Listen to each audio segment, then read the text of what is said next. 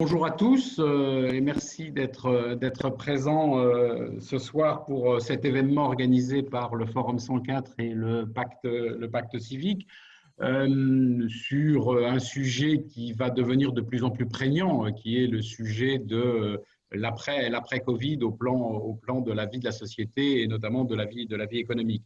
Alors ce débat, nous l'avons souhaité avec le Forum 104 le Forum 104 qui est un espace culturel et interspirituel situé au cœur de Paris, qui accueille des séminaires, qui accueille des formations, de nombreuses associations. Quant au Pacte civique, lui de son côté, c'est un collectif de citoyens et d'associations qui, depuis 2011, bientôt 10 ans, s'engagent pour construire un avenir désirable pour tous, autour de 4 valeurs, la créativité, la frugalité, la sobriété, la justice, naturellement, et la fraternité. Alors, merci au Forum 104 et à son directeur, Frédéric Rocher, de nous accueillir ce soir. Merci à nos deux intervenants d'être présents. Je vais vous les présenter.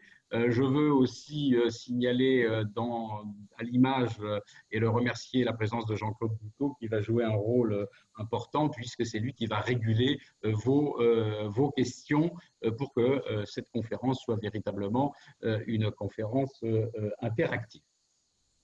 Ça suppose d'ailleurs un certain nombre de disciplines pour que ça soit véritablement interactif. Donc, nous avons choisi la simplicité plutôt que d'activer les micros ou les fermer, ce qui donne toujours lieu à des complications. Nous avons prévu de nous en tenir à l'activation de l'icône questions-réponses que vous avez au bas de l'image pour que vous puissiez écrire les questions et Jean-Claude les régulera et régulièrement fera le point sur les questions qui se posent. Alors, je vous présente très rapidement nos deux intervenants, que je remercie à nouveau pour leur concours et leur présence. Donc, Orlane François est présidente de la FAGE, la Fédération des associations générales étudiantes. Elle est aussi membre de la coordination du Pacte du pouvoir de vivre, qui est un collectif lancé en mars 2019 par Nicolas Hulot et par Laurent Berger, après la crise des Gilets jaunes, pour essayer de réconcilier l'urgence sociale qui s'était fait sentir à ce moment-là et l'urgence environnementale qui avait cru comprendre, avait été mise entre parenthèses. Et donc, c'est ce mouvement qui rassemble actuellement 55 organisations, dont le Pacte civique d'ailleurs, et dont Orlane François est l'une des animatrices avec quelques autres. Voilà. Elle est très engagée dans les processus de transformation de la société et elle est très présente sur les réseaux sociaux. Christophe Ittier est haut commissaire à l'économie sociale et solidaire et à l'innovation sociale, ne l'oublions pas. Il est auprès du ministre de la Transition écologique et solidaire. C'est un diplômé de sciences économiques, donc ça tombe bien pour notre débat de ce soir. Il a vraiment de nombreuses cordes à son arc, j'en distinguerai quelques-unes. Il a notamment accompagné dans un cabinet de consultants des associations du secteur social et médico-social. Il a créé un fonds de dotation de mécénat d'entreprise et il est très impliqué dans l'action des entreprises décidées à promouvoir à la fois le progrès social et la protection de l'environnement. Donc, il était tout indiqué pour participer à notre thème du jour. Et il suit plus particulièrement en ce moment l'action de nombreuses entreprises qui se sont regroupées dans une coalition qui s'appelle 10% pour tout changer. Il nous en parlera sûrement. Voilà. Pour commencer, j'aurais envie de poser une première question à Orlane François sur la brûlante actualité Et je voulais lui demander, dans le contexte actuel où la situation économique est très inquiétante, qu'est-ce qui vous permet de penser, Orlan, que selon vous, on ne va pas repartir comme avant, tout simplement, et que, tout simplement en raison de l'urgence qu'il y a à faire repartir la machine économique, et qu'est-ce qui voilà, nous permet de penser qu'on va saisir cette occasion pour peut-être repartir sur d'autres bases. Voilà, c'est ma première question. Écoutez, merci déjà, puis merci pour l'invitation à cette conférence. C'est un plaisir pour moi de pouvoir intervenir à vos côtés.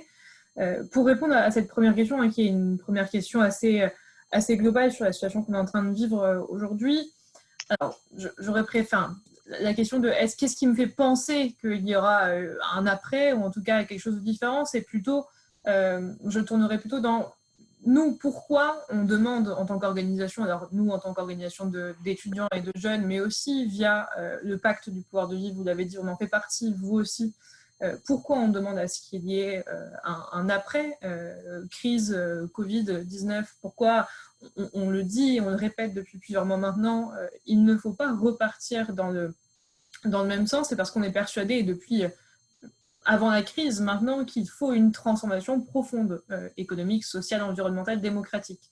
Alors maintenant, on a entendu le président de la République, le Premier ministre le dire, il y aura un après, on ne repartira pas de la même façon, ils l'ont dit dans des discours, on a vu des choses, des personnes également de la majorité en parler.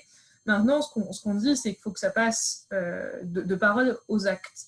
Et ça, c'est pour nous essentiel. La question de la relance économique, évidemment, c'est une question au centre de nos préoccupations aujourd'hui. La crise sanitaire qu'on est en train de vivre, elle va se transformer, elle s'est déjà transformée en une crise économique et sociale. Donc, si on veut aujourd'hui limiter cette crise, il faut évidemment relancer la machine économique, mais pas à n'importe quelle condition. Et ça, je pense que c'est le point essentiel. Comment on relance notre économie en prenant en compte également les enjeux, alors on en parle beaucoup écologiques, mais pas que, également les enjeux sociaux et les enjeux démocratiques. C'est sur ces bases-là d'ailleurs que le pacte s'est en effet construit il y a maintenant un an et demi, et c'est sur ces bases-là également qu'on a, depuis le début de la crise, formulé des propositions.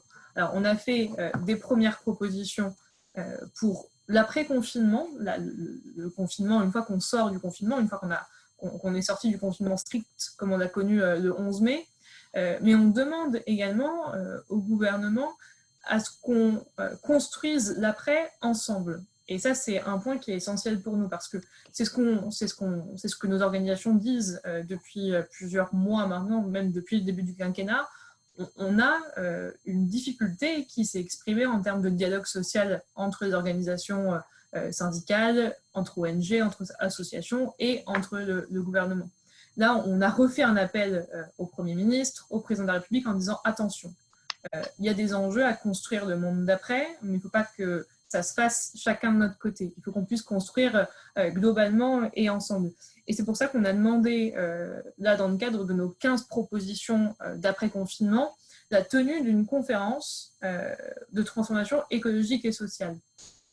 Parce que pour nous, il faut, encore une fois, bon, déjà, je disais construire ensemble, mais surtout éviter de produire des réponses à la crise de manière sectorisée. Alors, évidemment, il faut aller dans chaque secteur et apporter des réponses adéquates, mais il faut surtout qu'on ait une vision globale. Sinon, on va retomber dans une dérive qu'on a connue et qui a déclenché, si on veut prendre un exemple, par exemple la crise des Gilets jaunes, avec un enjeu qui était un enjeu autour de l'écologie, avec la taxe carbone, mais qui au final n'avait pas été construite en prenant en compte peut-être les enjeux sociaux et qui a déclenché aujourd'hui un rejet massif de la population vers cette taxe au carbone. Nous, ce qu'on a toujours dit avec le pacte, c'est qu'il faut construire une taxe carbone, mais qu'il faut que cette taxe au carbone, elle taxe les bonnes personnes, les entreprises, voilà, il faut qu'elle soit juste socialement. Et donc, ce qu'on dit, c'est que les réponses doivent être construites globalement, et c'est pour ça que cette conférence qui doit, pour nous, aboutir rapidement, avant l'été, elle est pour nous essentielle. Et la réponse du gouvernement, pour l'instant, est trop insuffisante sur ces questions-là. les mesures du déconfinement sont des mesures de déconfinement assez techniques. Et il a manqué pour nous dans les discours du Premier ministre, notamment à l'Assemblée nationale, des mesures sociales, écologiques autour du plan de relance. Si on veut avoir un plan de relance qui fonctionne, il faut prendre en compte ces différents aspects. Et on y reviendra plus tard avec des exemples plus précis, mais si on prend des mesures qui ont déjà été annoncées sur de l'aide aux entreprises, notamment à Air France ou bien à la question de l'automobile, à certaines entreprises d'automobile, pour nous, il y a des choses à améliorer sur ce volet-là, mais on y reviendra dans une question au préalable. Voilà. Mais pour se dire que cette crise, elle nous a, je pense, révélé des choses qu'on pointait du doigt depuis longtemps, mais il faut aussi, nous, qu'on prenne de la hauteur en tant qu'organisation en disant on n'avait pas un avis précis sur tout, peut-être qu'on se trompait sur certains points, ça nous a permis aussi peut-être de réévaluer certaines choses, mais ce dont on est sûr, c'est qu'il va falloir là, en effet, relancer la machine économique avec des conditions écologiques et sociales, renforcer une protection sociale pour couvrir les plus précaires, et on l'a vu, ils sont nombreux et ils en ont pâti de cette crise-là, et ils vont continuer à en pâtir si on ne construit pas quelque chose vraiment de protecteur pour l'humain au final. Et puis également en effet la question de l'économie, comment on relance une économie peut-être autour des enjeux, en effet, bon, M. Ity en parlera mieux que moi. Alors, oui, justement, et de ces enjeux-là. Voilà. Merci, Alain. J'allais précisément poser la question à M. Itier pour lui demander quelles sont les conditions de réussite de l'effet de bascule, de l'effet d'entraînement qu'il appelle de ses voeux d'une relance économique par l'écologie. Moi, comprenez-moi bien, c'était le sens de ma première question, Orlane, c'est que tout ce que vous avez dit est évidemment tout à fait dans la dynamique de changement, mais nous avons un PIB qui va baisser de 8%, nous allons avoir peut-être un pic de 10 millions de chômeurs. Bon, voilà, donc face à la nécessité, je crains, et c'était ça le sens de ma question, et c'est pour ça qu'elle était tournée comme cela, je crains que le business as usual reprenne le dessus, non pas, tout simplement pour des raisons d'urgence. Mais voilà, il faut casser un petit peu cette logique, et je pense que les propositions de Christophe Itier, en mettant en avant un certain nombre de ressorts, peuvent y contribuer. Mais voilà, je lui laisse la parole parce que je crois qu'il a peut-être des choses à nous dire à cet égard. Merci. Est-ce que vous m'entendez? Oui, on vous entend bien. Merci en tout cas de me donner l'occasion d'intervenir et de débattre avec Orlane. Alors, sur cette question d'abord de l'après, du monde d'après, d'abord, c'est une passion française d'avoir cette culture du grand soir et de se dire qu'il va y avoir des événements qui vont faire des opérations de bascule collective. Sans doute qu'il y a une prise de conscience et que l'après, en matière de mode de production, de consommation, de mobilité, seront différents. D'ailleurs, nous vivons déjà un moment particulier. Ce débat dématérialisé amène aussi à des changements dans nos pratiques. Mais moi, je m'attache en tout cas à essayer de faire en sorte que les possibles de ce monde-ci se révèlent davantage. En fait. Il se trouve que, bien sûr, il va falloir sans doute transformer l'hôpital, transformer l'ensemble de nos politiques publiques, mais il se trouve aussi qu'il y a une économie qui aujourd'hui est émergente. Alors d'abord, une économie historique, l'économie sociale et solidaire, et c'est le principal objet de mon portefeuille. Ces 200 000 entreprises en France sont pleinement alignées dans ce qu'Orlane indiquait sur d'aligner la performance économique, en tout cas le modèle économique, pour servir des enjeux écologiques et sociaux. Donc on a déjà en France ces 200 000 entreprises qui irriguent partout le territoire et qui sont en plus des entreprises qui créent de l'emploi, y compris en temps de crise. On l'a vu en 2008. Et qui en plus sont des entreprises de territoire. Je pense que la question qui a été soulevée notamment par Orlane précédemment est extrêmement importante, d'embarquer l'ensemble des territoires. On ne peut pas penser la transformation du pays depuis seulement Paris. Aujourd'hui, la France et l'état du monde est plus complexe que cela. Donc ça, c'est un premier élément. C'est déjà, attachons-nous à regarder ce qui se fait déjà aujourd'hui, ce qui est les impulsions qui sont déjà menées, et de l'économie sociale et solidaire jusqu'aux entreprises qui de plus en plus se réinterrogent sur un modèle. Alors peut-être pas suffisamment vite, peut-être pas suffisamment avec autant d'authenticité ou d'ambition que l'on souhaiterait, mais en tout cas, de plus en plus d'entreprises ont bien compris que d'une part, des jeunes générations, et je m'adresse à de plus en plus de jeunes, se disent moi je veux choisir aussi mon employeur en fonction de l'alignement de cette entreprise avec mes propres valeurs personnelles, que les entreprises sont aussi des espaces où s'expriment des volontés, des ambitions des salariés comme des consommateurs, d'avoir des modèles beaucoup plus vertueux sur le plan social et écologique. Et puis, in fine, tout ce qu'on vient de se dire sur l'après, sur la relance. Alors, il y a plusieurs phases dans cette crise. Il y a d'abord le traitement de l'urgence nous a beaucoup mobilisé ces 2 ou 3 derniers mois et qui, je dois dire quand même, a démontré que l'État était au rendez-vous aussi du soutien à l'économie. Je pense que dans peu de pays dans le monde, on a eu autant de moyens et d'ambition pour faire en sorte que l'urgence de la crise soit traitée avec, à la fois vis-à-vis des entreprises, mais aussi des salariés, avec le plus de précautions possibles pour conserver les emplois, conserver les compétences et conserver aussi la performance des entreprises.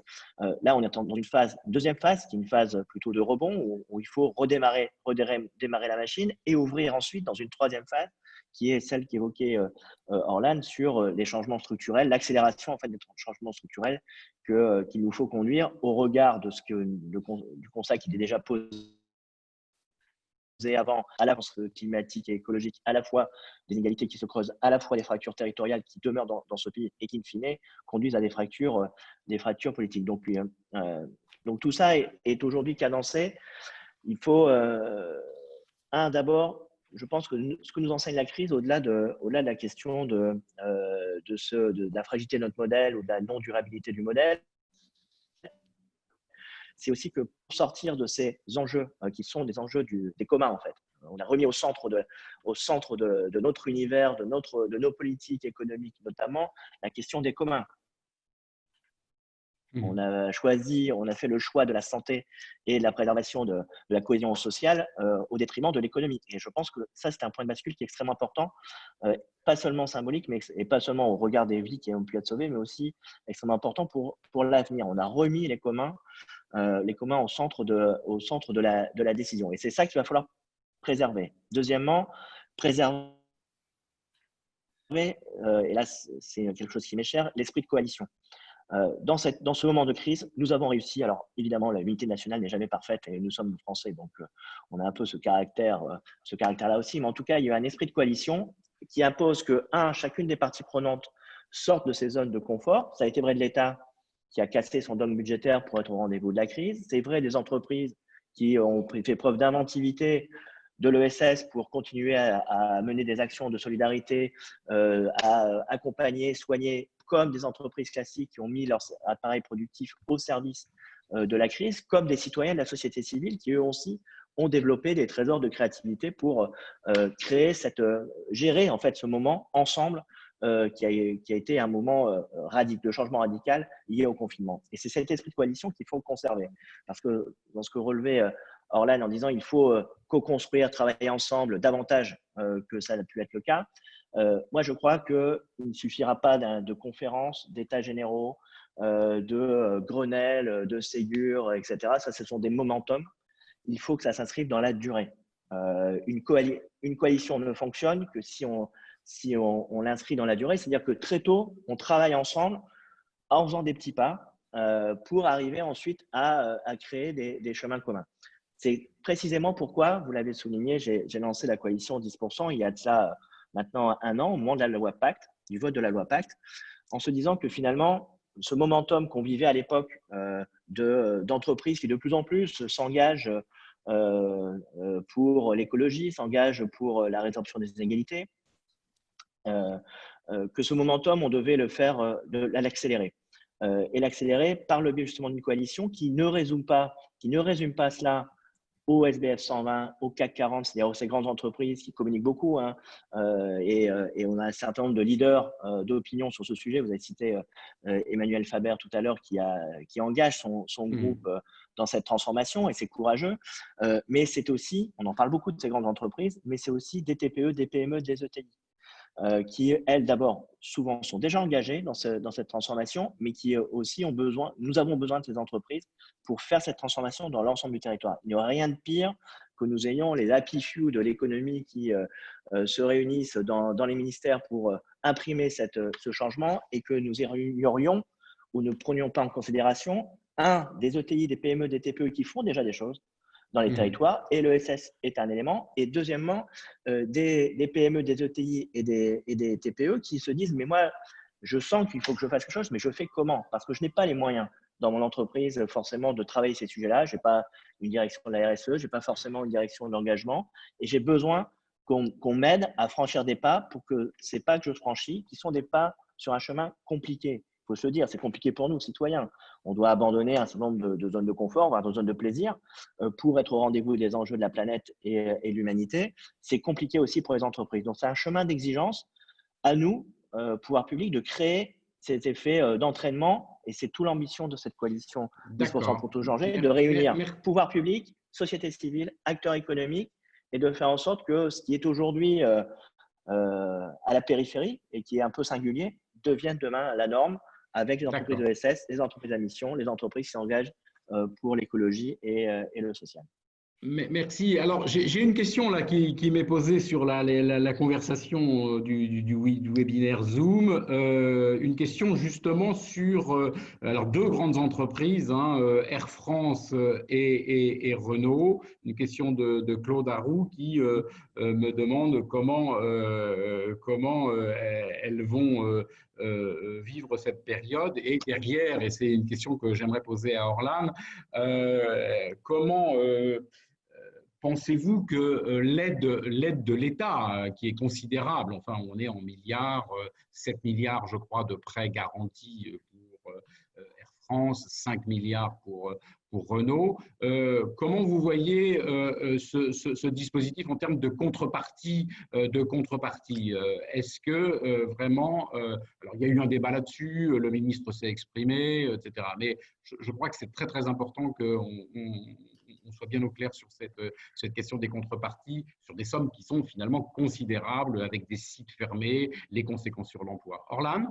Oui, bah, évidemment, c'est un peu c'est ce qu'on disait en introduction. Il y a une urgence en effet à relancer économiquement, et là-dessus, nous, il n'y a pas d'opposition à dire qu'il faut venir aider les entreprises, que ce soit pour la préservation de l'emploi et autres. C'est évidemment essentiel.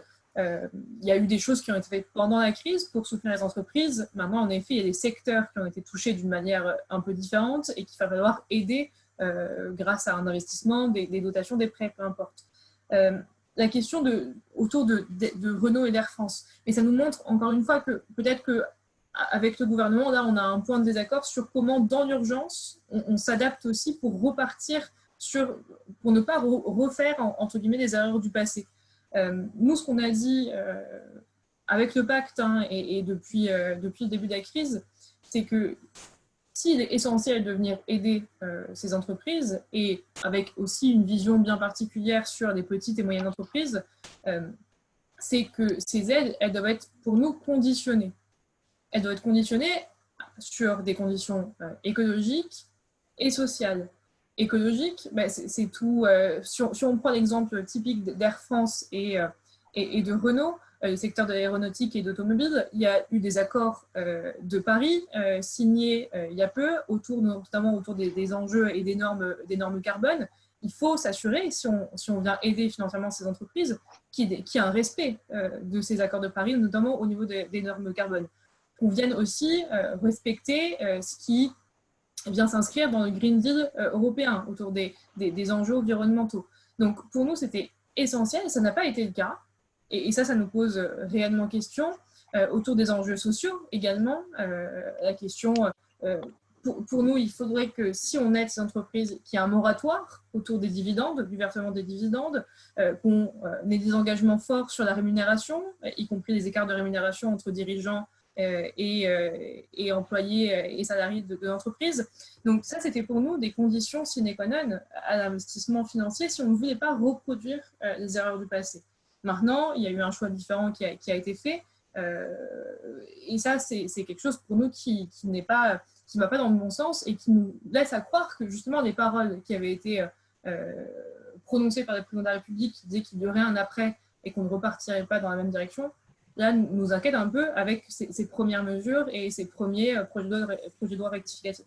D'accord. Merci beaucoup. Alors, il y a une dimension, je crois, qui est très, très importante de l'action de cette reprise économique, c'est qu'elle doit concerner évidemment l'économie française, mais l'économie française n'est pas seule, elle est intégrée dans une dimension tout à fait mondiale. On reparlera peut-être de la mondialisation tout à l'heure, mais tenons-nous-en à l'Europe pour l'instant. Je voudrais avoir l'avis de Christophe Ithier sur le plan des 500 milliards annoncé par le président et par la chancelière. Est-ce que ça va dans le bon sens? Est-ce que c'est suffisant? Comment vous appréciez cette dimension européenne de la réponse à la crise? Alors, d'abord, je voudrais quand même réagir au propos d'Orlan. D'abord, comme je l'ai dit tout à l'heure, il y a plusieurs séquences. On a une séquence qui est aujourd'hui la planche d'appel qu'on doit redonner à l'économie pour faire en sorte que les entreprises, notamment les plus impactées, l'aéronautique, l'automobile, je pense au tourisme, je pense aussi aux activités événementielles, redémarrent et qu'on limite la casse sociale. Donc, qu'on essaye d'intégrer des dimensions de transformation écologique et sociale, c'est évidemment indispensable, mais tout n'est pas dit au travers de ces plans actuels. On est dans une phase de rebond de l'économie et que la relance, vous avez parlé du projet de loi de finances rectificative qui est en train de se préparer pour le mois de juin, avant l'été. On est vraiment dans cette phase de rebond. Donc, on remet à flot les entreprises. En fait, c'est ce que j'ai porté moi-même au sein de l'économie sociale et solidaire, c'est de répondre à deux questions en fait dans cette sortie de crise.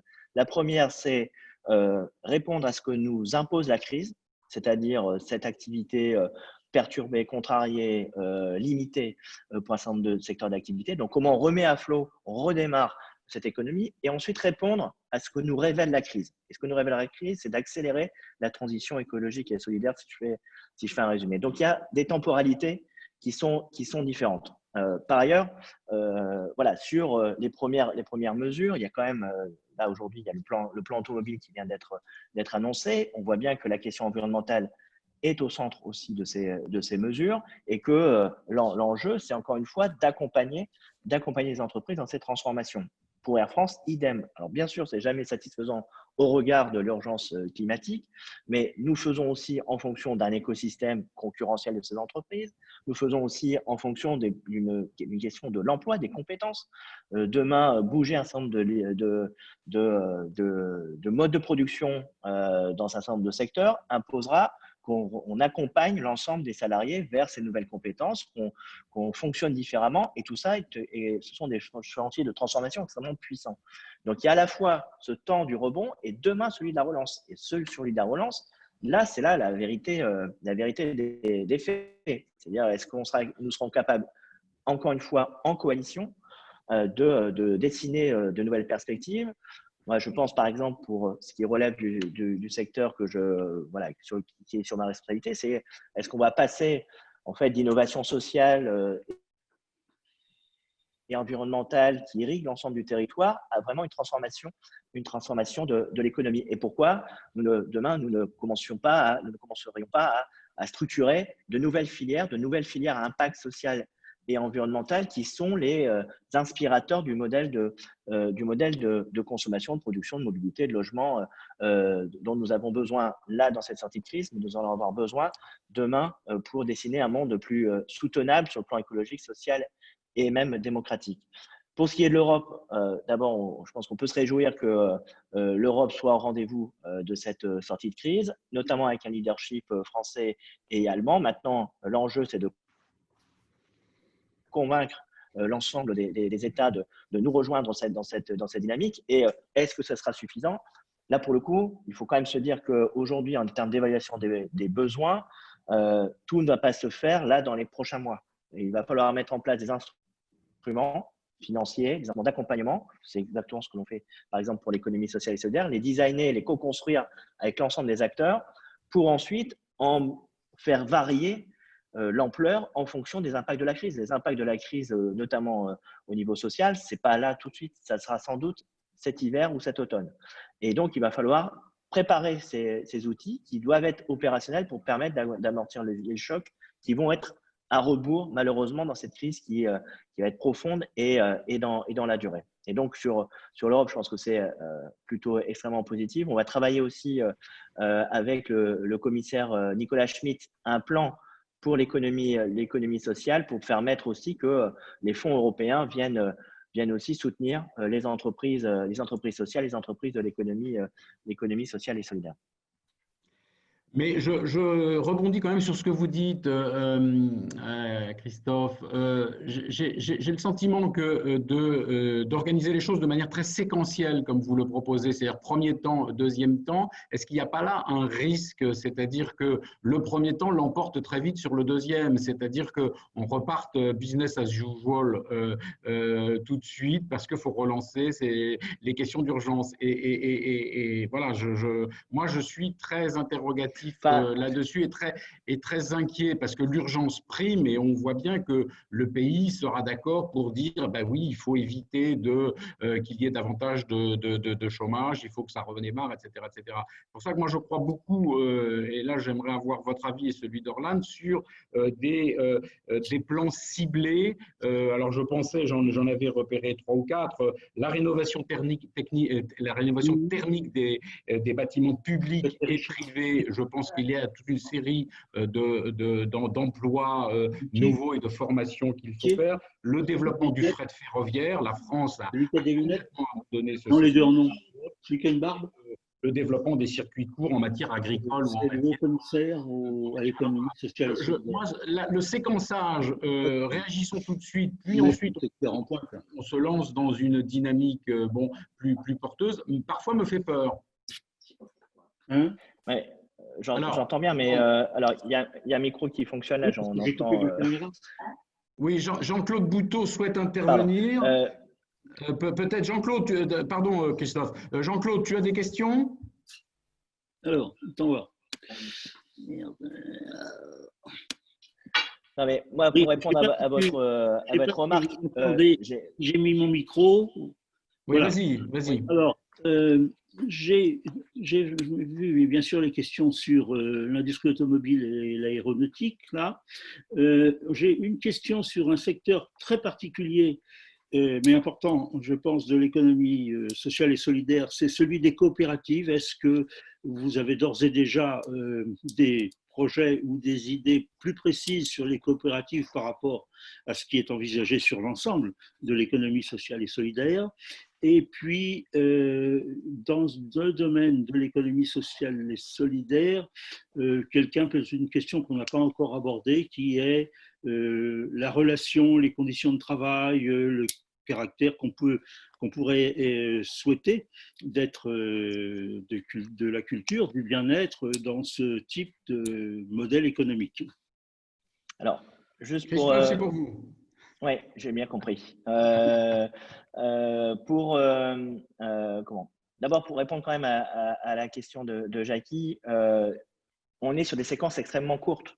On vient de vivre 2 mois de confinement. Là, ce dont on parle, c'est des mesures qui vont être applicables cet été et la relance, c'est septembre. Donc, on n'est pas du tout dans un pas de temps qui peut prendre le risque de dissocier en fait des moments et se dire que finalement la relance, elle va se faire comme d'habitude, avec une pression sociale qui va être tellement forte qu'on va en oublier un certain nombre de nos impératifs écologiques. Donc ça, moi, je n'y crois pas du tout. D'abord parce que sur le plan démocratique, social, il y a une pression aussi très forte des citoyens pour que ces enjeux écologiques soient désormais adressés. Les fondements de cette crise sanitaire sont aussi liés à des facteurs environnementaux très forts. Donc ça, moi, j'y crois pas du tout. Et en tout cas, notre volonté, c'est vraiment de ne rien lâcher sur cet aspect-là. moi, sur ce qui relève de l'économie sociale et solidaire, en tout cas, c'est dans cet esprit-là qu'on se place. Et pour le coup, j'ai lancé depuis le 25 mars une concertation avec les 72 représentants du Conseil supérieur de l'ESS. Donc, on a déjà, nous, notre conférence, comme la souhaiterait Orlan, pour co-construire cette plan de relance. Et donc, on a fait ce travail de co-construction. Ensuite, maintenant, c'est le moment de la priorisation. Et ça aussi, on travaille aussi sur les priorités en fonction, en concertation. Sur l'ESS, ce que nous avons fait, premièrement, on a mis en place une cellule d'urgence qui fonctionne. Je vais essayer d'être rapide pour laisser Orlan quand même s'exprimer, notamment sur la jeunesse, puisque la jeunesse se tourne aussi beaucoup vers l'ESS. On a mis en place une cellule qui a permis de traiter les urgences et de faire en sorte que ces entreprises de l'économie sociale et solidaire, dont les coopératives, puissent avoir accès à l'ensemble des dispositifs mis en place pour les entreprises, PGE, Fonds de solidarité, chômage partiel, pour ne citer que ces trois-là. Deuxièmement, on a aussi regardé quels étaient les impacts immédiats de la crise et là où peut-être ces mesures n'adressent pas toutes les entreprises de l'ESS. Et il se trouve que dans l'ESS, on a beaucoup d'entreprises qui sont des toutes petites entreprises, qui sont d'ailleurs souvent des associations de 1 à 3 salariés et qui, elles, sont d'une part très impactées par les mesures de confinement parce que quand on est 1 ou 2 dans une association, ben, c'est compliqué de gérer et on se retrouve parfois isolé. On n'a pas forcément les réseaux pour aller activer les mesures régionales, locales ou nationales pour soutenir son activité. Et 2, on se retrouve dès lors que l'activité est perturbée avec des problématiques de trésorerie extrêmement fortes. Donc, j'ai mis en place ça fonctionne depuis ce mois de mai, un dispositif de secours, on aurait pu appeler ça de dernier recours, pour les entreprises de moins de 4 salariés de l'ESS qui sont en grande difficulté. Ça consiste à une aide immédiate, forfaitaire de 5 000 € qui permet de passer le cap, c'est une bulle d'oxygène qui permet de payer un salaire, 2 salaires à loyer. Et deuxièmement, un accompagnement, parce qu'il ne suffit pas de donner de l'argent, il faut aussi accompagner ces structures qui sont fragiles. Et donc, on a mobilisé les 200 chargés de mission du dispositif local d'accompagnement qui existe maintenant depuis une quinzaine d'années, partout dans les territoires, pour que ces professionnels assistent ces entreprises. Donc, il y a ces dispositifs. Et puis, on travaille à ce plan de transformation avec des mesures liées, par exemple, alors les arbitrages ne sont pas rendus, on est en cours de discussion, mais par exemple, comment on peut booster la reprise des entreprises qui vont être en difficulté par les salariés. Vous savez que dans la loi de 2014, il y a une disposition qui permet aux salariés de reprendre des entreprises qui sont en difficulté, notamment sous le format de sociétés coopératives. Donc, voilà une des mesures qu'on va essayer de booster dans ce moment à la fois de rebond et de relance. Orlan, j'aimerais vous entendre sur le séquençage, là, sur le séquençage et le risque que la deuxième séquence traîne par rapport à la première, et puis sur l'ESS et les étudiants publics qui vous est cher. Oui, bien sûr. Alors moi, sur le séquençage, je rejoins ce que vous avez dit, Jackie, directement sur justement cette crainte que j'évoquais dès le début, de se dire, même si c'est sur des séquences très courtes, comme Christophe vient de le dire, pour nous, ce risque de repartir au final, comme vous le disiez, Jackie, business as usual, il est bien présent. Et c'est pour ça que dès le début, même s'il y avait des urgences, et on l'a dit, l'urgence économique et de relance de secteur économique, elle était là. Et il ne fallait pas la mettre de côté parce que sinon, cette crise sociale allait être encore plus conséquente. Et moi, je rejoins également ce qui a été dit. La crise sociale, elle ne va pas être juste là maintenant. D'ailleurs, on est, je pense, loin de mesurer l'ampleur au final qu'elle va prendre cette crise sociale. Elle va être impactée et ça va être impacté sur le très très long terme. Mais en effet, il y avait des solutions, c'est-à-dire qu'on peut faire du séquençage avec des mesures d'urgence là très rapides, de sauvetage, on peut le dire clairement, de sauvetage de certaines entreprises, que ce soit des grosses entreprises ou bien de petites entreprises, mais avec pour nous ces conditions qui étaient essentielles et qui n'étaient pas impossibles à mettre en place.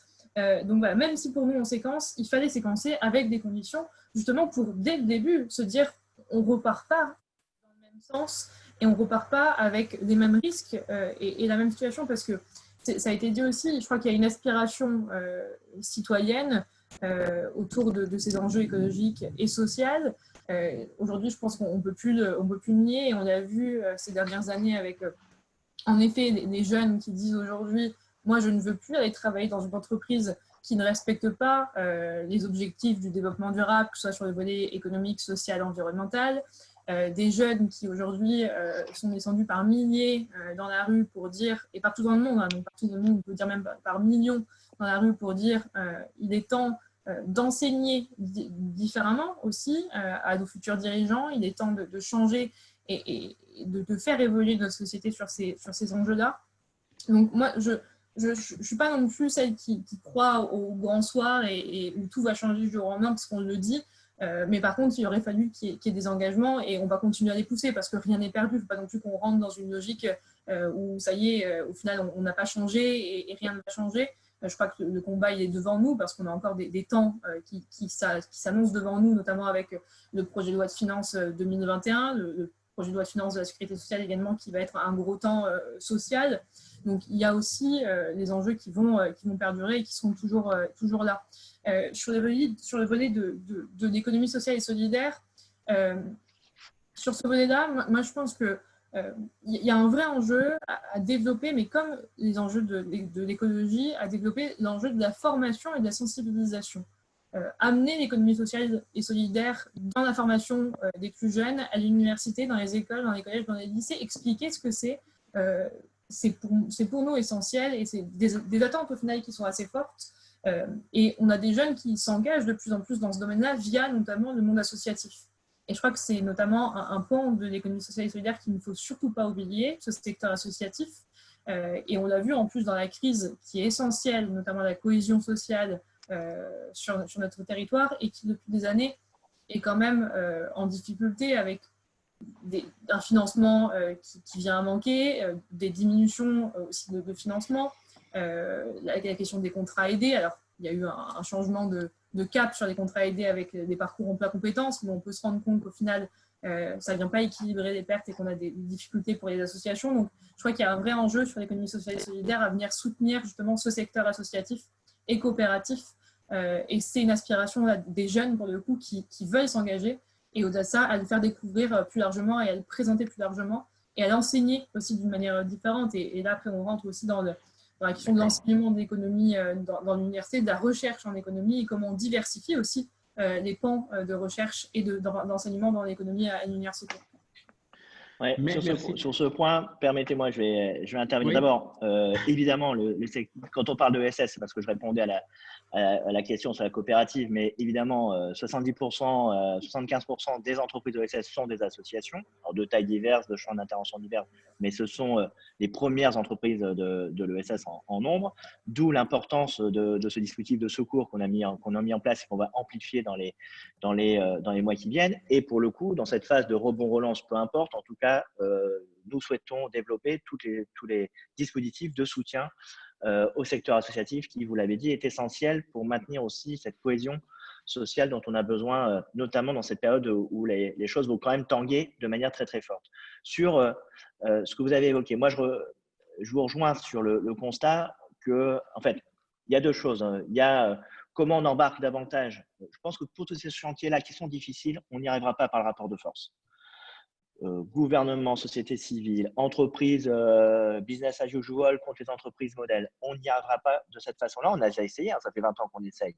Et ça ne fonctionne pas parce que du rapport de force, on est forcément sur des choix qui sont à minima insatisfaisants, insuffisamment transformateurs. Donc moi, je crois beaucoup à cet esprit de coalition. Il faut qu'on travaille collectivement dans la durée pour bâtir cette transformation. C'est typiquement ce que nous portons dans l'ESS, c'est typiquement ce que nous portons à travers cette coalition 10% pour tout changer. Et notamment pour aborder des sujets qui sont fondamentaux. Pour moi, on parle beaucoup d'accompagnement, voire même de fiscalité. Je pense que les sujets qui seront les plus transformants pour notre modèle, ce sera la formation, comment on enseigne la macroéconomie, la microéconomie, tous ces sujets-là de manière différente. C'est bien de dire que Milton Friedman est mort, c'est mieux d'arrêter de l'enseigner en fait. Et donc, il faut s'attaquer au contenu pédagogique pour que demain, on pense l'entreprise, on pense la performance de manière différente. Donc ça, c'est au-delà même de l'ESS, je dirais. Et puis deuxièmement, si on veut vraiment bouger ce capitalisme, puisque c'est de ça dont il s'agit, attaquons-nous au logiciel le plus universel, le plus puissant, qui est la comptabilité. Et ça, c'est un des chantiers, je pense, dans la relance où on doit accélérer. Parce que tout ce qu'on vient de se dire, on va avoir du mal, ça va être compliqué, c'est des chemins d'exigence. Si on change la manière dont on construit la valeur, et donc quand on change la comptabilité, alors là, cette fois-ci, les effets d'entraînement seront beaucoup plus vertueux et plus naturels que dans ce perpétuel rapport de force du name and shame, du name and flame, du business as usual contre le green as usual. Tout ça, c'est terminé. Il faut qu'on avance de manière différente. Et notamment, ce chantier de la comptabilité est un élément extrêmement important. Il y a des expérimentations en France. Non, mais c'est plus qu'intéressant. C'est essentiel pour moi. C'est essentiel si on veut bouger. Si on veut bouger ce modèle économique, il faut changer la manière dont on produit de la valeur. J'ai une question très précise pour vous, Christophe. C'est pour ça que une question très précise qui est un peu hard. J'en suis désolé. Là, Patrice Bonny, que vous connaissez peut-être, me dit vous avez récemment introduit un webinaire organisé par Quorum sur la qualité de vie au travail dans l'ESS. Et il vous demande que doit faire de plus urgent l'ESS pour devenir un employeur exemplaire et un secteur de l'économie où il fait bon venir travailler et avoir envie d'y rester. Voilà, alors je sens dans cette question une pointe de critique, pardonnez-moi, mais en disant que l'ESS ne serait pas un employeur aussi exemplaire que cela. Qu'est-ce que vous pouvez répondre à ça? D'abord, je vais peut-être répondre ça par une question par une pirouette en disant que les statuts ne font pas la vertu. Donc, l'ESS ne fait pas la vertu d'un employeur. On le sait tous, on peut être dans l'ESS et porter un projet associatif, social, environnemental extrêmement ambitieux et puis être un piètre employeur parce que le droit du travail, ça s'exprime comme dans toute entreprise. Donc, il y a un problème. Ce sujet est aussi une responsabilité des employeurs. Et là, les syndicats patronaux, les syndicats de salariés sont là aussi pour veiller à ce que les accords soient respectés, que les nouvelles directives qui sont parfois complexes à appréhender pour les entreprises ESS, qui ne sont pas forcément toutes dotées de la technostructure, puissent être appliquées. Bref, il y a un travail conséquent. Moi, ce que je retiens de cette enquête Quorum, c'est deux choses. D'abord, que ce qui continue de faire la force de l'ESS, c'est l'attractivité, ce qu'a dit Orlan. C'est-à-dire la nouvelle génération sont en quête de sens, mettent le sens au même niveau que la rémunération en termes de choix des employeurs. Et donc l'ESS, a priori, malgré ces petites touches que vous venez d'indiquer, est quand même une économie où on trouve du sens parce que l'objet même des entreprises, c'est la réalisation d'un objet social ou environnemental. Et puis deux, ce que je retiens de cette enquête, c'est aussi des grandes difficultés. Et ça, des dirigeants aux chefs de service jusqu'à l'ensemble des salariés, liées aux mutations fortes de l'économie sociale et solidaire que subit l'économie sociale et solidaire depuis maintenant quelques années. Ça va du médico-social où on a un phénomène, et j'en viens, j'ai dirigé, vous avez oublié en citant ma biographie, mais comme ça j'ai l'impression d'être un peu moins vieux. J'ai dirigé une association médico-sociale, donc il y a des grandes transformations profondes du travail social et des organisations qui viennent percuter les dirigeants, les chefs de service qu'on oublie souvent. Il est très compliqué d'être chef de service dans le médico-social et l'ensemble des salariés. Et puis, il y a ce qu'a souligné Orlan, ces modifications du modèle économique, ces tensions budgétaires qui s'expriment sur les associations, où parfois, il est compliqué de s'occuper des plus précaires quand soi-même, on est dans une précarité au sein des structures de l'ESS. Okay. Et donc, oui, il y a ces deux volets qu'il faut qu'on puisse travailler. Vous avez parlé d'organisation du travail. J'aimerais interroger Orlan sur un phénomène, moi, qui me frappe beaucoup pendant cette crise, c'est évidemment le développement du télétravail.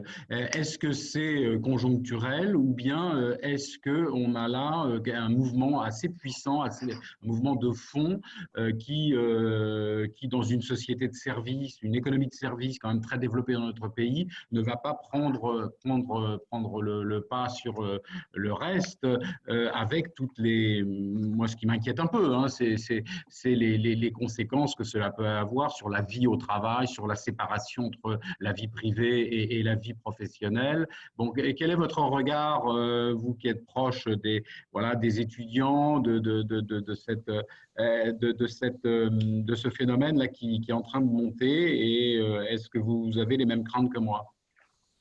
Alors, moi, je vais apporter par deux visions. Alors, une vision déjà du fait que je préside une association qui a des salariés, et donc on a dû également s'adapter en temps de crise et permettre à nos salariés de travailler en télétravail. Et puis également, je peux faire un petit parallèle aussi avec des enjeux qui sont un peu similaires avec l'enseignement à distance et les cours à distance au final, la question de ce télétravail. Déjà, je crois qu'il y a un principe qui doit être fort et qui doit être vraiment le mot-clé, c'est le bénévolat autour du télétravail. C'est-à-dire que le télétravail, il doit être bénévole, que ce soit pour le salarié qui souhaite l'exercer, ou bien également pour l'employeur. C'est-à-dire que ça ne peut pas être une décision unilatérale d'un ou des deux. Bénévole, vous voulez dire consenti. Volontaire, je pense. Volontaire, pardon, oui. Plus que bénévole. Volontaire. Voilà, bénévole, là on ouvre bénévole, je suis trop encore dans mon discours associatif. Non, volontaire, pardon, en effet, c'est plus clair. Volontaire, il faut que ce soit volontaire. On avait compris. Que ce soit pour l'employeur, évidemment, ou bien pour le salarié. Et la période de confinement, en effet, elle aura fait quelque chose, c'est qu'elle aura poussé des entreprises, des associations, des employeurs à mettre en place de manière forcée ce télétravail, sans qu'au préalable, il y ait eu forcément de réflexion, d'accords et de chartes au final du télétravail. Et ça, je crois que c'est un premier élément. Et du coup, ce confinement nous aura permis, je pense, de lever les points positifs et négatifs du télétravail et par la suite d'accélérer sa mise en place parce qu'il y a quand même des demandes qui sont faites autour du télétravail. Ce n'est pas quelque chose qui n'est pas demandé du tout. Au contraire, il y avait déjà des réflexions qui étaient lancées dans de nombreuses entreprises et pour certaines qui avaient déjà mis en place le télétravail. Mais il y a des principes à respecter. En effet, il faut qu'il y ait du coup, le côté volontaire, il faut qu'il y ait un vrai travail et un vrai dialogue social qui s'installe autour du télétravail avec des accords, avec des chartes qui soient signées pour qu'il y ait des contreparties, des obligations des deux côtés, du côté du salarié, du côté de l'employeur. Ça, c'est évidemment essentiel.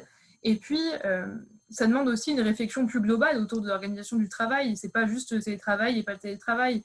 Ça repose la question de l'organisation globale de l'entreprise ou de la société ou de l'employeur, peu importe, et de la façon dont on articule le travail présentiel, les missions, le télétravail.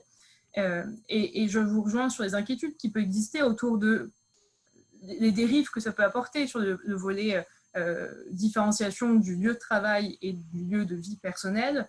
La question du droit à la déconnexion aussi qui est essentielle, c'est-à-dire que quand on passe au télétravail, ça doit s'associer à un management retravaillé et de qualité, c'est-à-dire que ça ne doit pas mettre en péril justement ce droit à la déconnexion. C'est pas parce qu'on est en télétravail qu'à 21h, on peut recevoir un mail et qu'on doit forcément y répondre. Il y a des horaires qui doivent être respectés. Enfin, voilà, il y a plein de garde-fous à poser autour du télétravail, mais il y a également aussi un élément, c'est que ça ne devra jamais, et ça c'est pareil pour les enseignements à distance, être la solution à 100%. C'est-à-dire que le télétravail, ça peut être en effet des solutions qui peuvent être adaptées parce que des fois on est loin de son lieu de travail et donc ça peut être aussi intéressant, ou bien on a une vie qui nous permet d'avoir des lieux de vie différents le week-end et la semaine. Enfin voilà, il y a des choses qui peuvent être adaptées, mais ça ne doit jamais, en tout cas, ça ne doit pas être le 100%, doit être le plus petit des cas. Les questions de l'enjeu autour de l'isolement et des risques psychosociaux qui sont liés à l'isolement d'un 100% télétravail, ils ne sont pas à minimiser. Donc ça, c'est essentiel. Voilà. Pas de 100% télétravail, des chartes avec des engagements des deux côtés. Ça doit être volontaire pour l'employeur et pour le salarié.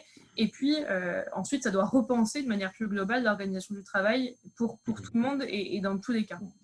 D'accord. Ouais, merci. Peut-être sur parmi point, les questions, Christophe, parmi les questions, non, mais je voudrais réagir sur le télétravail parce que en fait, là, on sort d'une période. On sort d'un moment où le télétravail s'est imposé à nous de manière radicale, voire brutale. Et il ne faut pas mêler ça, pour le coup, à ce qui peut s'organiser. Et moi, j'étais employeur, j'ai dirigé une association de 1500 salariés où, par exemple, pour certaines professions, pas sur toutes, certains métiers, pardon, le télétravail avait du sens. Et était même un plus pour l'entreprise comme pour le salarié. Tout ça est encadré par la loi.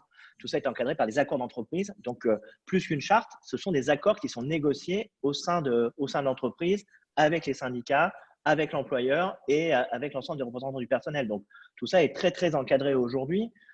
Et pour avoir initié des négociations sur le télétravail dans l'association que je dirigeais, c'est extrêmement encadré et il y a des garde-fous extrêmement puissants. Après, ce qui pose problème, c'est d'abord, évidemment, ça ne peut pas être une solution, la panacée pour toutes les activités. Ça, c'est un premier point. Deuxième point, ça impose de mettre en place des systèmes de régulation, de risques psychosociaux, de management qui sont différents et qui doivent être adaptés. Et troisièmement, c'est aussi la question, ça a été souligné tout à l'heure en introduction de ce débat, c'est aussi de la question de la technologie, de l'accès à la technologie et de la maîtrise.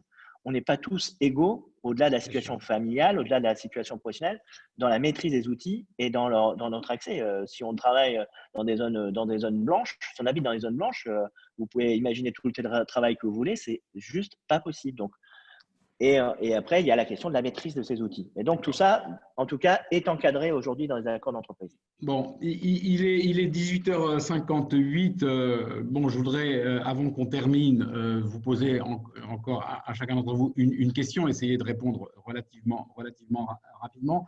Avant, Christophe, je voulais vous signaler que dans la salle, on nous dit que pour l'ESS, je recommande l'excellent livre de Philippe Frémaux, La nouvelle alternative, et on nous suggère même que cela pourrait être un intervenant pour une prochaine conférence. Vous confirmez que le livre de Philippe Frémaux est un excellent livre?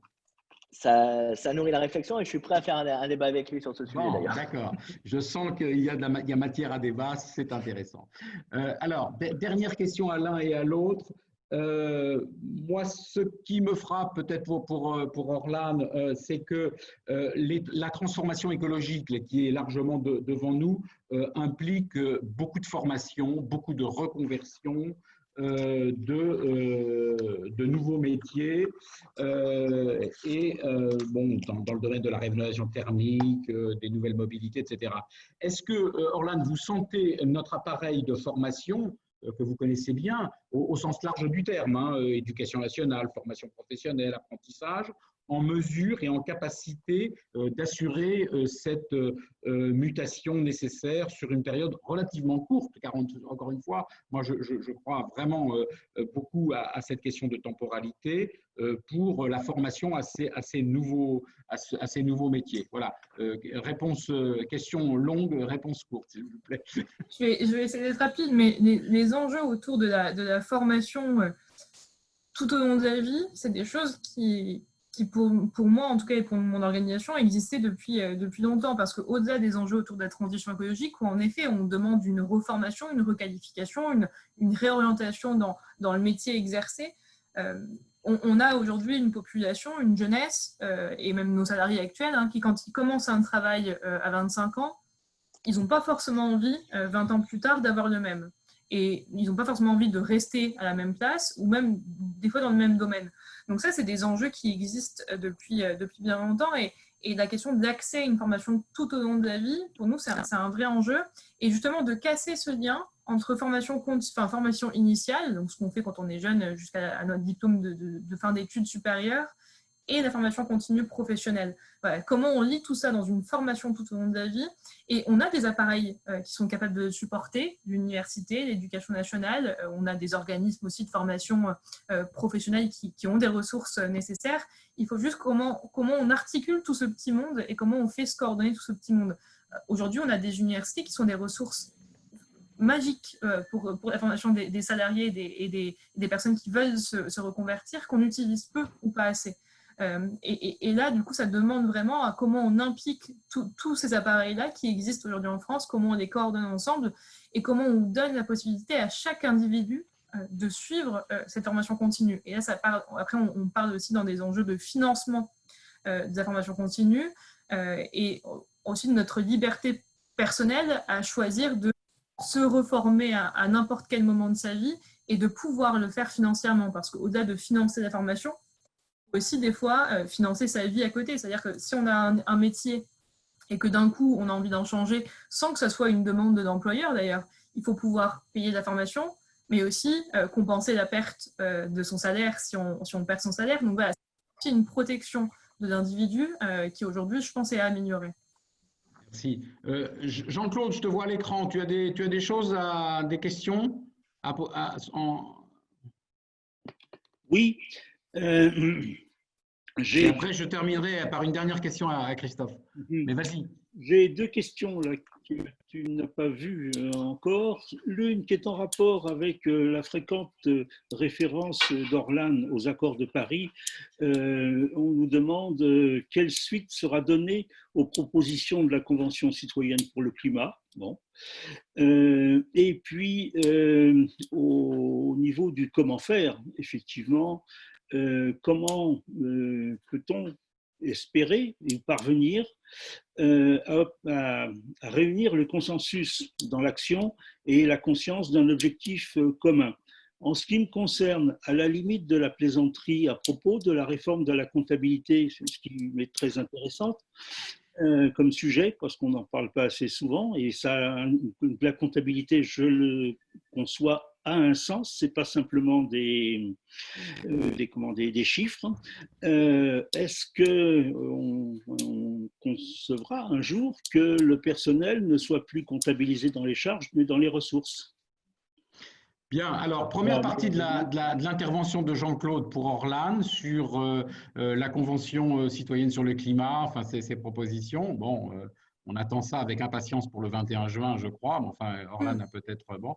Et puis sur la comptabilité, je laisserai Christophe répondre à ta, ce qui n'est pas vraiment une boutade, mais à ta remarque. Orlan. Oui, alors sur la Convention citoyenne, en effet, du coup, les conclusions définitives ont été repoussées en raison de la crise sanitaire, parce qu'elle n'a pas pu se réunir forcément pendant les mois de confinement. Maintenant, il va y avoir des enjeux au-delà des conclusions que cette convention va rendre, sur la reprise de ces conclusions par le gouvernement. Et donc, il y a eu des engagements du président de la République dessus. Il a précisé qu'il ne reprendrait pas tout, mais qu'il y aurait des choses qui seraient soit via des propositions directement de loi au niveau du Parlement, ou bien sur possiblement des référendums. Donc là, voilà, nous, c'est ce qu'on a demandé et ce qu'on demande depuis longtemps. Il ne faut pas que cette convention soit juste un bel exercice démocratique qui est intéressant, d'ailleurs, que nous, on trouve très intéressant, qu'il faudrait développer. Il faut qu'il y ait derrière une retombée, une prise en considération des préconisations de la Convention et que ça aboutisse concrètement à des choses. Pour l'instant, on n'a pas encore une réponse là-dessus. D'accord. Christophe, il y a la question sur la comptabilité, mais ma dernière question était un peu brutale. C'est que vous avez beaucoup insisté, et à juste titre, sur l'engagement du gouvernement, l'engagement dans le financement fort. Ma question est sur le quoi qu'il en coûte. Sur le quoi qu'il en coûte. Alors ma question est sur le quoi qu'il en coûte. Est-ce que ça ne vous inquiète pas, ce quoi qu'il en coûte, qui va payer, le contribuable, les entreprises ou la dette perpétuelle? Alors, sur la comptabilité, je vais quand même répondre à l'interpellation de Jean-Claude Boulot. En fait, les expérimentations existent déjà. Il y a plusieurs choses. Il y a d'abord un travail à faire sur l'évolution des normes comptables au niveau international. Et ça, c'est un travail pratiquement de diplomatie économique. Deuxième niveau, il y a la recherche. Comment on travaille avec un certain nombre de chercheurs et la chaire de comptabilité durable, par exemple, qui existe ici à Paris, qui justement travaille autour d'Alexandre Rambaud sur la question de comment intégrer ce que vous indiquez, c'est-à-dire l'impact social, l'impact environnemental dans la production de valeur des entreprises. Et puis, il y a des expérimentations qui existent et la France a en tout cas un coup d'avance sur le sujet, notamment avec des méthodologies telles que CARE, par exemple, qui essaie justement de calculer dans une entreprise, à côté de la comptabilité légale, la comptabilité analytique, d'avoir une aide à la décision qui intègre justement combien, si on prend un pot de yaourt, pour reprendre l'idée de Danone, combien il a coûté à la planète et ce capital planète, ces ressources qui ont été prises à la planète viennent au passif de l'entreprise. Donc, on est sur cette logique justement de rééquilibrer l'actif et le passif. Il y a 10 entreprises en PACA qui aujourd'hui expérimentent cette comptabilité durable, triple capital, comme on dit, capital financier, humain et écologique. Et l'expérimentation arrive à son terme et nous aurons ici au ministère, avec l'ADEME qui soutient cette initiative, nous aurons un moment de restitution pour passer à l'échelle et faire en sorte que de plus d'entreprises se dotent de cet éclairage pour éclairer leurs choix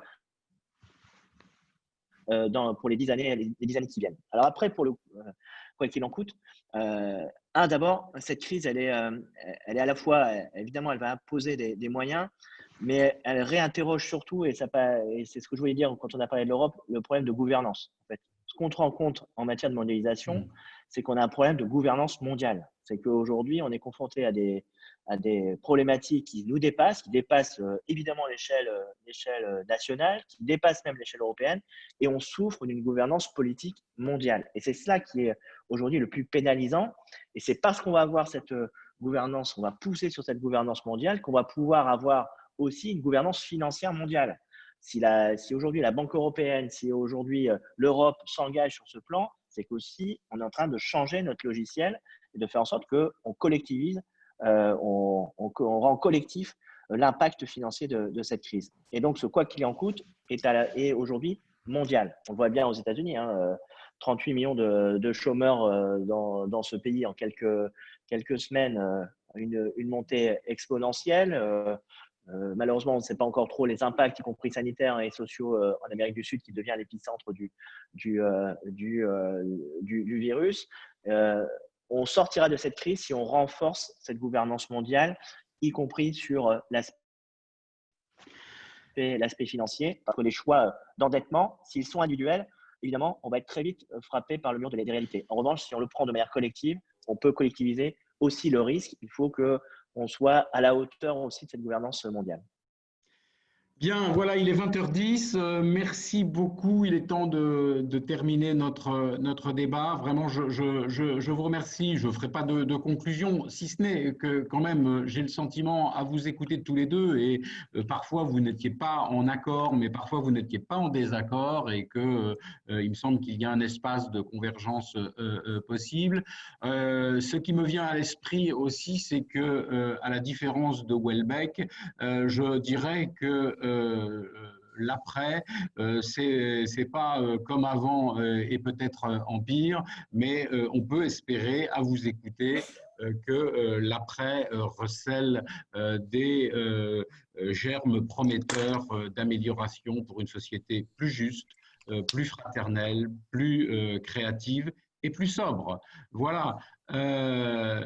Chers amis, je voulais remercier aussi Frédéric Rochet et le Forum 104 de nous avoir offert son vecteur et son accueil. Je remercie Jean-Claude qui a joué ce rôle de régulateur.